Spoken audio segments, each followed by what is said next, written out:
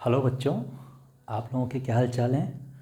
I think आप सब लोग बहुत अच्छे होंगे और बहुत मन लगाकर अपनी स्टडीज़ कर रहे होंगे। बच्चों, आज हम कॉम्प्लेक्स नंबर में स्टार्ट करेंगे ट्रायंगल इनइक्वलिटीज़, ठीक है। और ये कंपटीशन के पॉइंट से तो बहुत इम्पॉर्टेंट टॉपिक है, ठीक है। तो आप देखिए, हम फर्स्ट इनइक्वलिटी की बात करते हैं कि modulus of Z1 plus Z2 is always less than equal to mod of Z1 plus mod of Z2। ये जो है, ये modulus of Z1 plus Z2, ये हमेशा modulus of Z1 plus modulus of Z2 से हमेशा छोटा होगा, ठीक है। ज़्यादा से ज़्यादा बराबर हो सकता है, बस बड़ा नहीं हो सकता। और ये बड़ा होगा mod of Z1 minus Z2 के मैग्नीट्यूड से, यानी Z1 का मैग्नीट्यूड Z2 के मैग्नीट्यूड के डिफरेंस से ये बड़ा होगा, इक्वल भी हो सकता है। Is it clear? तो इसको हम प्रूव करके देखते हैं। तो मैं आपको एक बहुत इंटरेस्टिंग और एक बहुत छोटा सा प्रूफ बताता हूँ, ठीक है, जो आपको बहुत आसानी से समझ में आ जाएगा, ठीक है। जैसा कि इसका नेम सजेस्ट कर रहा है, ट्रायंगल इनइक्वलिटीज़, ठीक है। तो इसका प्रूफ भी ट्रायंगल से ही आता है, ठीक है। तो देखिए, मैं एक ट्रायंगल को एज्यूम करता हूँ, ये एक ट्रायंगल है, ये एक ट्रायंगल है, ठीक है। ये वाला जो वर्टेक्स है, इसको मैं ओरिजिन मान लेता हूँ। दिस वर्टेक्स इज ओरिजिन, ठीक है। इस वर्टेक्स को मैं ले लेता हूँ Z1 और इस वर्टेक्स को मैं ले लेता हूँ माइनस Z2, ठीक है। मैंने मान लिया ये वाला वर्टेक्स Z1 है, ये माइनस Z2 है, ये ओरिजिन है, ठीक है। अब देखिए ये जो साइड है, चलो ठीक है, तो ये जो साइड है ये कितनी हो जाएगी, मॉड ऑफ Z1। ये वाला साइड कितना हो जाएगा, मॉड ऑफ Z2, ठीक है। ये वाली बातें हम मॉडुलस के कॉन्सेप्ट में पढ़ चुके हैं, ठीक है। और ये वाली साइड कितनी हो जाएगी, दिस माइनस दिस का मैग्नीट्यूड, तो ये हो जाएगा मैग्नीट्यूड ऑफ Z1, माइनस करूंगा तो ये प्लस हो जाएगा, प्लस Z2, ठीक है। ये हो गया। अब देखिए, हम ये जानते हैं जो ट्राइंगल का थर्ड साइड होता है वो टू साइड के डिफरेंस से बड़ा होता है। थर्ड साइड कौन सा है, ये वाला, ये देखिए Z1 प्लस Z2, ये थर्ड साइड है। थर्ड साइड कोई सा भी साइड ले लो, कोई सा भी साइड ले लो ट्राइंगल का, हम जानते हैं कि कोई सा भी साइड टू साइड्स के, रिमेनिंग टू साइड्स के डिफरेंस से बड़ा होता है। तो ये वाला साइड इसके और इसके डिफरेंस से बड़ा हो जाएगा, ये बड़ा हो गया डिफरेंस है Z1 माइनस Z2, ठीक है। मैग्नीट्यूड इसलिए ले रहा हूं क्योंकि साइड्स के डिफरेंस पॉजिटिव आते हैं, ठीक है, क्योंकि ये मैग्नीट्यूड है, ठीक है। तो नेगेटिव थोड़ी होगा, ये तो पॉजिटिव होगा, ठीक है। अब देखिए, और हमेशा जो थर्ड साइड होता है वो रिमेनिंग टू साइड्स के सम से छोटा होगा, यानी ये जो साइड है वो इसके और इसके सम से छोटा होगा। तो mod of Z1 plus Z2 से ये छोटा हो जाएगा, ठीक है। तो हमने यहां सीधा सा एक कॉन्सेप्ट यूज किया है कि ट्राइंगल का कोई सा भी साइड रिमेनिंग टू साइड्स के डिफरेंस से तो बड़ा होगा और रिमेनिंग टू साइड्स के सम से छोटा होगा। ये ट्राइंगल इनइक्वलिटी है जो हम 9th-10th क्लास में पढ़ चुके होते हैं, ठीक है। बस हो गया प्रूफ, बहुत सिंपल। अब देखिए, अब बात ये आती है कि इक्वलिटी साइन कब आएगा, ठीक है। तो ये इक्वलिटी साइन जब आ सकता है जब ओरिजिन Z1 और Z2 एक स्ट्रेट लाइन में आ जाए, ठीक है। आप जो प्रीवियस लेक्चर है वो देख सकते हैं, वहां मैंने ये वाला कॉन्सेप्ट लिया है और इस पर क्वेश्चन भी लिया है, ठीक है। यदि ओरिजिन Z1 Z2 एक लाइन में आ जाएंगे तो क्या होगा। तो जब ये एक लाइन में आ जाएंगे उस केस में mod of Z1 plus Z2 mod of Z1 plus Z2 के बराबर हो जाएगा और mod of Z1 plus Z2 mod of Z1 minus Z2 के भी बराबर हो सकता है। ये वो वाला केस होगा यदि ये इसके बराबर आ रहा है, यदि इक्वलिटी साइन होल्ड कर रहा है, इसका मतलब ओरिजिन Z1 Z2 एक स्ट्रेट लाइन में है। यदि ये डिफरेंस के इक्वल आ रहा है, इक्वल, इसका मतलब ओरिजिन Z1 Z2 एक स्ट्रेट लाइन में है। तो इक्वलिटी साइन जब भी होल्ड करेगा दोनों तरफ, चाहे इधर ले लो चाहे इधर ले लो, इक्वलिटी साइन होल्ड जब भी करेगा जब ओरिजिन Z1 और Z2 तीनों स्ट्रेट लाइन में होंगे। ठीक है, तो आई थिंक आपको ये बहुत अच्छे से समझ में आया होगा। आप इसको पॉज करें, नोट डाउन करें। मैं इसका नेक्स्ट जो सेकंड नंबर का इनइक्वलिटी है वो लेता हूं।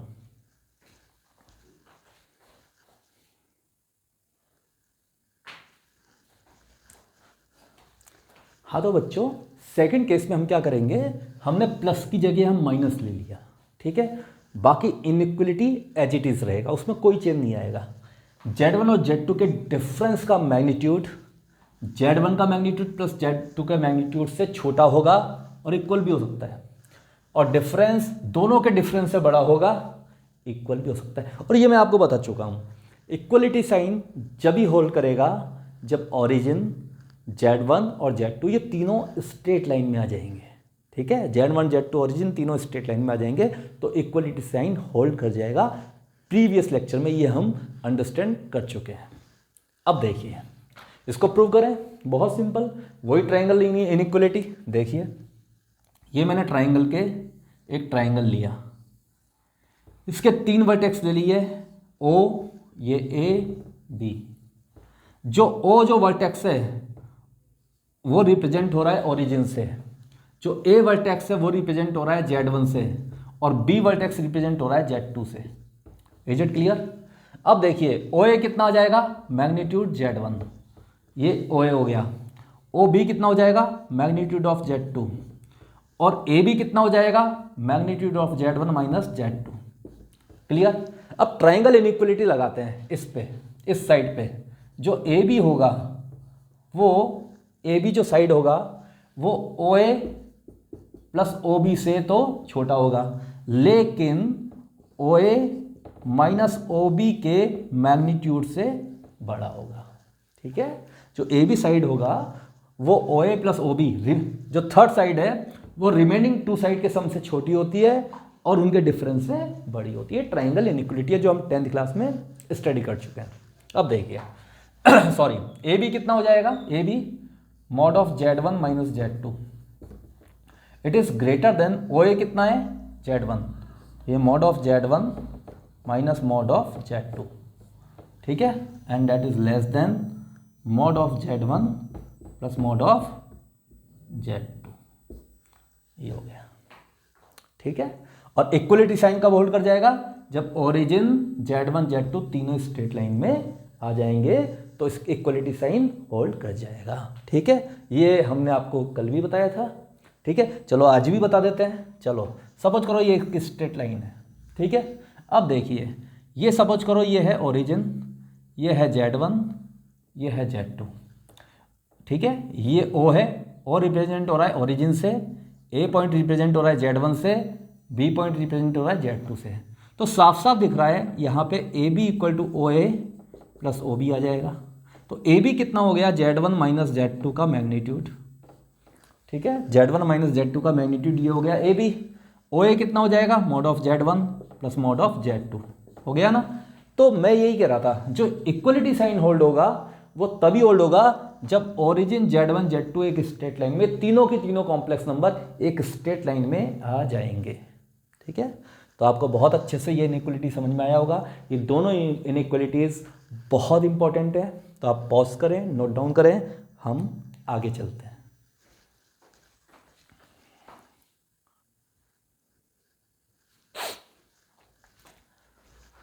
हाँ तो बच्चों चलो एक जेई में आया वो क्वेश्चन करते हैं। ठीक है, इट्स वेरी गुड। और इस क्वेश्चन से आपका जो कॉन्सेप्ट है वो बहुत अच्छे से क्लियर होगा। ठीक है, देखिए if modulus of Z minus 4 upon Z equal to 2 then find the greatest value of modulus of Z, यानी ये वाली कंडीशन होल्ड कर रही है तो we have to find the modulus of Z। ठीक है, तो करें, देखिए बहुत सिंपल है, बिल्कुल जैसा कह रहा है वैसे चलिए। मॉडुलस ऑफ Z, इसको मैं ऐसे लिख सकता हूँ, modulus of Z minus 4 upon Z plus 4 upon Z। ठीक है, इसको हम ऐसे लिख सकते हैं, कोई दिक्कत ही नहीं है। अच्छा, अब ये दो कॉम्प्लेक्स नंबर ले लिए मैंने इस तरीके से, एक तो ये ले लिया और इसको ऐसे कर दिया, एक ये वाला और एक ये वाला। अब मैं यहाँ पे इस वाले कॉम्प्लेक्स नंबर पे, इस मॉडुलस पे मैं ट्राइंगल इनइक्वालिटीज लगा रहा हूँ, ठीक है। यहाँ एक कॉम्प्लेक्स नंबर तो हो गया ये वाला और एक कॉम्प्लेक्स नंबर हो गया ये वाला, ठीक है। तो ये वाला जो है Z1 प्लस Z2 का मॉडुलस वो Z1 प्लस Z2 से छोटा होगा, तो it is always less than equal to इसका मैग्नीट्यूड प्लस इसका मैग्नीट्यूड, ठीक है। ट्राइंगल इनइक्वालिटी यही तो कहती है, यदि एक कॉम्प्लेक्स नंबर है ये दूसरा दोनों का ऐड का मॉडुलस जो होगा वो इसके मॉडुलस से प्लस इसके मॉडुलस से छोटा होगा, ठीक है। तो ये मैंने ट्राइंगल इनइक्वालिटीज लगाया, ये हमेशा इसके मैग्नीट्यूड प्लस इसके मैग्नीट्यूड से छोटा होगा।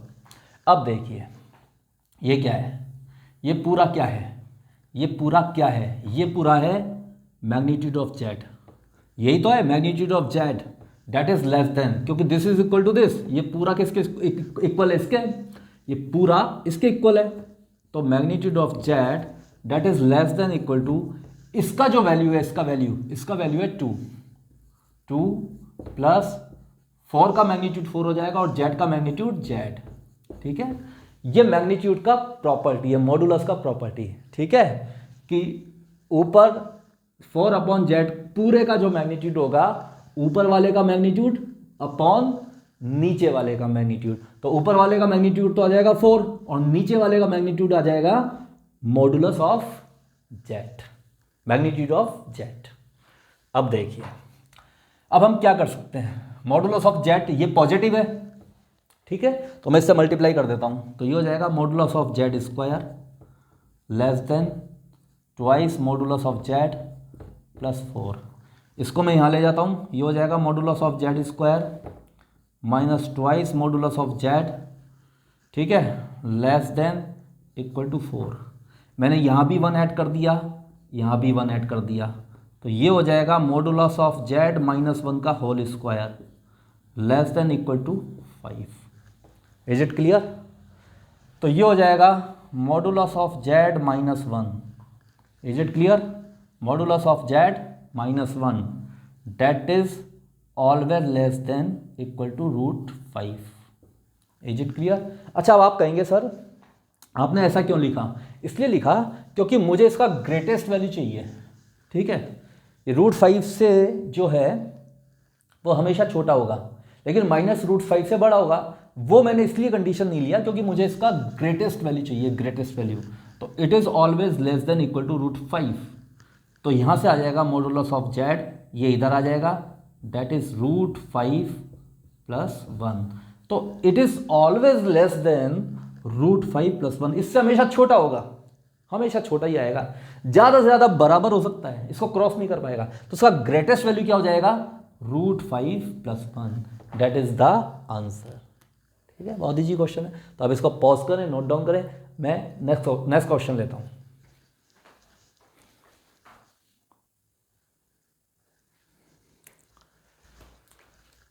हाँ तो बच्चों, एक अच्छा सा क्वेश्चन है, वो देखिएगा। देखिए, find the minimum value of modulus of z minus 1 if modulus of z minus 3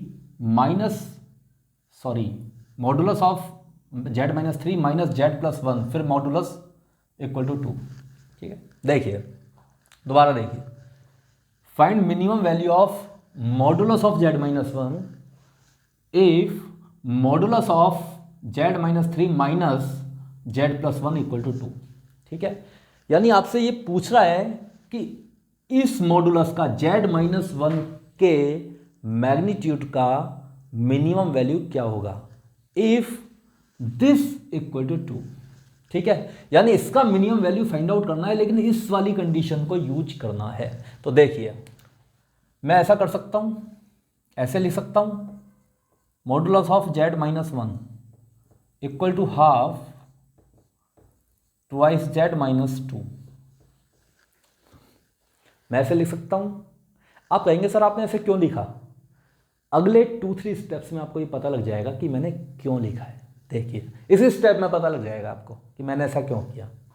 देखिए मुझे ये वाली कंडीशन यूज करनी है। अब देखिए हाफ, अब मैं इसको लिख सकता हूँ अंदर इसको लिख सकता हूँ z-3 प्लस z+1। z और z हो जाएगा 2z और -3 + 1 हो जाएगा 2। अब आप कहेंगे सर ऐसा ही क्यों लिखा? ऐसा इसलिए लिखा क्योंकि मुझे ये दो कॉम्प्लेक्स का डिफरेंस, इन दोनों कॉम्प्लेक्स का डिफरेंस यहां दिया हुआ है। क्लियर? अब देखिए ध्यान से देखिए। अब मैं क्या कर रहा हूं, z-3, is it clear? z-3 इसको तो मैं बोल देता हूं z1 और इसको बोल देता हूं मैं z2। तो ये हो जाएगा half magnitude of z1 plus z2। ठीक है, अब देखिए तो ये जो मॉड ऑफ z-1 है that is equal to half magnitude of z1 plus z2। और इसका मिनिमम वैल्यू क्या होता है? इन दोनों का डिफरेंस। आपको ये पता है it is always greater than equal to half तो आ ही जाएगा, और ये हमेशा बड़ा होता है इन दोनों के डिफरेंस से, यानी magnitude of z1 minus magnitude of z2। ठीक है, ये मैंने ट्राइंगल इनइक्वलिटीज को यूज किया है। अभी हमने देखा था क्योंकि इन दोनों का जो सम है इसका मैग्नीट्यूड जो होगा z1 प्लस z2 का जो मैग्नीट्यूड होगा वो हमेशा इसके मैग्नीट्यूड और इसके मैग्नीट्यूड के सम से तो छोटा होगा, और हमेशा इसके मैग्नीट्यूड और इसके मैग्नीट्यूड के डिफरेंस से बड़ा होगा। इस डिफरेंस से हमेशा बड़ा आएगा, और इसके मॉडुलस के सम, इसका मॉडुलस और इसका मॉडुलस, इनके सम से हमेशा छोटा होगा, लेकिन डिफरेंस से हमेशा बड़ा होगा। ठीक है, तो ये हमेशा इससे बड़ा हो जाएगा। अब देखिए ध्यान से, तो ये क्या हो जाएगा? This is what mod of z-1। ठीक है, जो कि ये इसके इक्वल है, ये हमेशा इससे बड़ा हो जाएगा हाफ।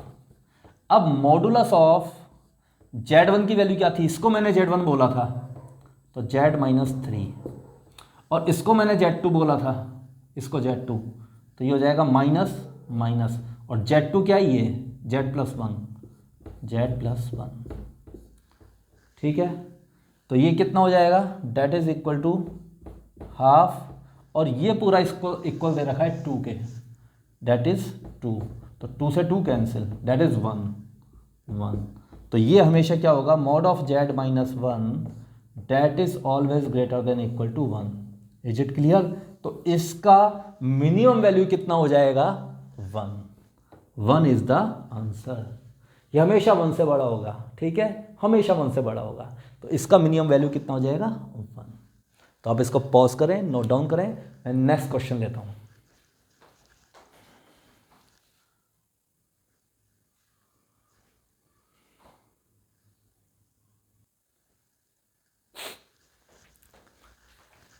हाँ तो बच्चों ये क्वेश्चन देखिएगा।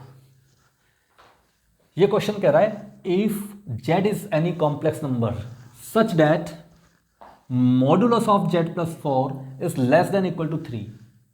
ठीक है, then find the greatest value of modulus of z+1।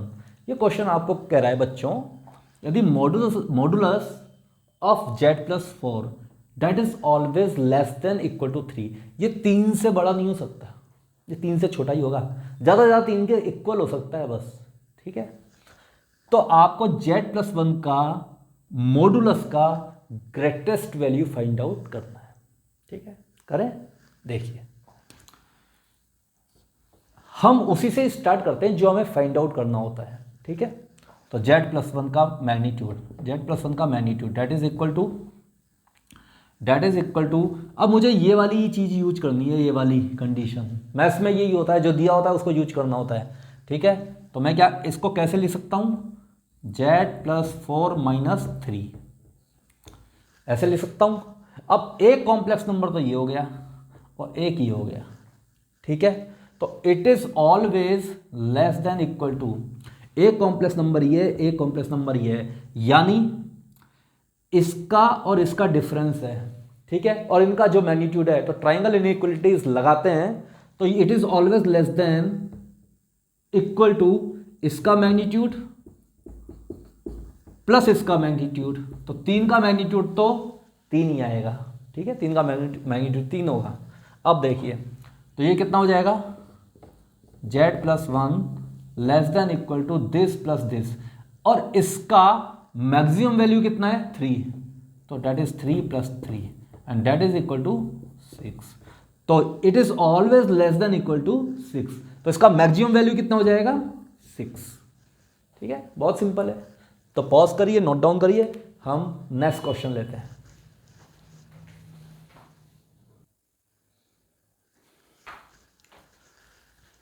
हाँ तो बच्चों ये क्वेश्चन देखिएगा, for any complex number z find the minimum value of modulus of z plus modulus of z minus 2 iota. कोई ऐसा कॉम्प्लेक्स नंबर है, ठीक है, फॉर एनी कॉम्प्लेक्स नंबर, आप इसका मिनिमम वैल्यू बताएंगे modulus of z plus modulus of z minus 2 iota, इसका minimum value find out करना है, ठीक है, करें। देखिए तो मैं ऐसा लिख सकता हूं इसको, ध्यान से देखिए, modulus of 2 iota that is equal to modulus of 2 iota, इसको हम ऐसे लिख सकते हैं z माइनस 2 आयोटा। यदि एक कॉम्प्लेक्स नंबर में z ले लूं, ठीक है, और दूसरा कॉम्प्लेक्स नंबर मैं ले लूं z माइनस 2 आयोटा, ठीक है, और इन दोनों का मैं कर दूं डिफरेंस, ठीक है, तो क्या होगा 2 आयोटा मुझे फाइंड आउट हो जाएगा, 2 आयोटा मिल जाएगा, ठीक है। अब देखिए तो मैं 2 आयोटा को 2 कॉम्प्लेक्स नंबर के डिफरेंस के फॉर्म में लिख सकता हूं, लिख सकता।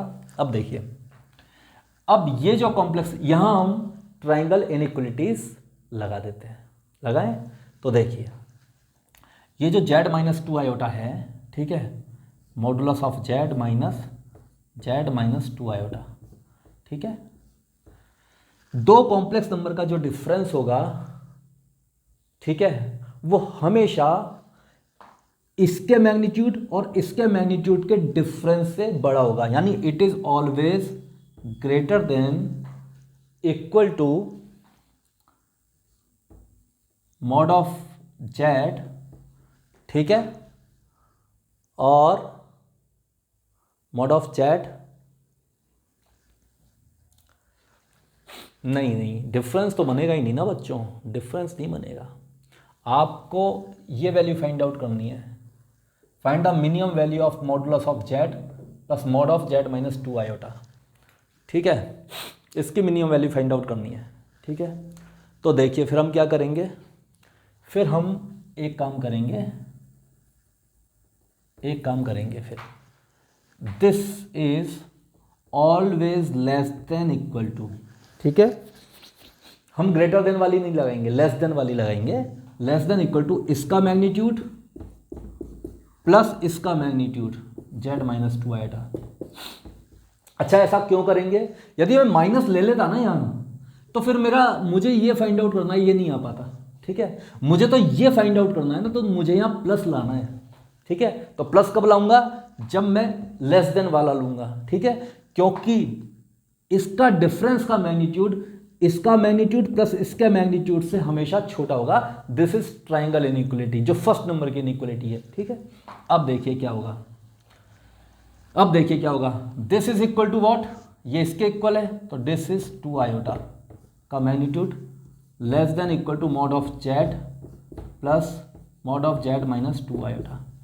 अब 2 आयोटा का जो मैग्नीट्यूड होगा दैट इज व्हाट 2, भाई 2 आयोटा है, 2 आयोटा, इसका मैग्नीट्यूड क्या हो जाएगा, 2 आयोटा को मैं कैसे लिख सकता हूँ, 0 प्लस 2 आयोटा, तो इसका मैग्नीट्यूड क्या हो जाएगा, root 0 square plus 2 square and that is equal to 2, तो ये हो जाएगा 2, that is less than equal to mod of z plus mod of z minus 2 iota.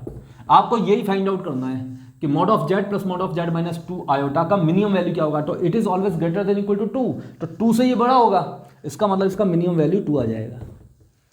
ठीक है, तो अब इसको पॉज करें, नोट डाउन करें, हम आगे चलते हैं।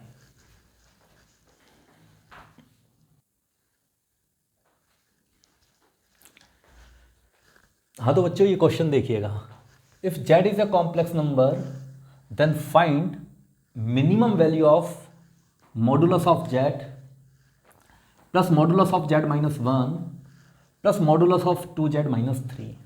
ठीक है, z कोई कॉम्प्लेक्स नंबर है तो हमें z का मॉडुलस प्लस z माइनस 1 का मॉडुलस प्लस 2z माइनस 3 का मॉडुलस, इसका मिनिमम वैल्यू फाइंड आउट करना है। ठीक है, करें, देखिए बहुत इजी क्वेश्चन है।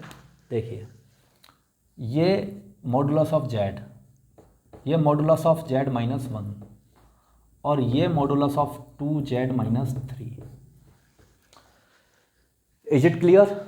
अब देखिए, अब मैं यहां एक इनइक्वलिटी लगा रहा हूं, सीधी सादी सम वाली इनइक्वलिटी। ठीक है, देखिए कौन सी इनइक्वलिटी लगा रहा हूं, ध्यान से देखिए, z1 plus z2 plus z3, इन तीनों का सम करके मैग्नीट्यूड लूंगा, that is always less than equal to z1 का मैग्नीट्यूड प्लस z2 का मैग्नीट्यूड प्लस z3 का मैग्नीट्यूड। Is it clear? ठीक है, जब दो वाला है z1 प्लस z2 तो तीन वाला भी यही होगा। ठीक है, उसमें कहाँ दिक्कत आ रही है? अब देखिए ध्यान से, तो ये z1 हो गया, ये पूरा z2 हो गया, ये z3 हो गया, तो it is always greater than equal to, always greater than equal to. ठीक है, अच्छा एक चीज और देखिए, ये 2z माइनस 3 है, इसको मैं ऐसे लिख सकता हूं 3 माइनस 2z, क्योंकि magnitude of z equal to magnitude of minus z। ठीक है, बराबर होगा। ठीक है, अब आप कहेंगे सर आपने ये 2z माइनस 3 के मैग्नीट्यूड को 3 माइनस 2z क्यों लिखा, है ना, वो आपको इस स्टेप में समझ में आ जाएगा कि मैंने ऐसा क्यों लिखा। देखिए अब, it is greater than equal to modulus of z plus z minus 1 plus 3 minus 2z। ठीक है, तो ये तो कैंसिल हो जाएगा, ऐसा करने से, माइनस लेने से ये कैंसिल हो जाएगा। ठीक है, और ये बच जाएगा 3 माइनस 1, दैट इज व्हाट, तो ये हो जाएगा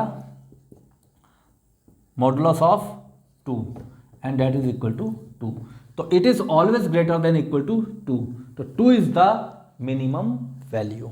ठीक है, तो अब इसको पॉज करें, नोट डाउन करें और प्रैक्टिस करें। ठीक है, तो आज हमने बच्चों पढ़ा ट्राइंगल इनइक्वलिटीज। ठीक है, तो अब इसको नोट डाउन करें।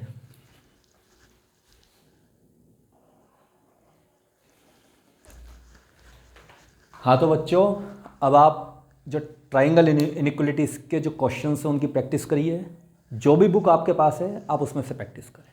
ठीक है, और जो भी डाउट्स हैं वो आप मुझे कमेंट सेक्शन में बताएं, मैं वीडियोस के थ्रू ही आपके डाउट्स क्लियर करूँगा। ठीक है, तो आज के लिए इतना ही। Thank you very much.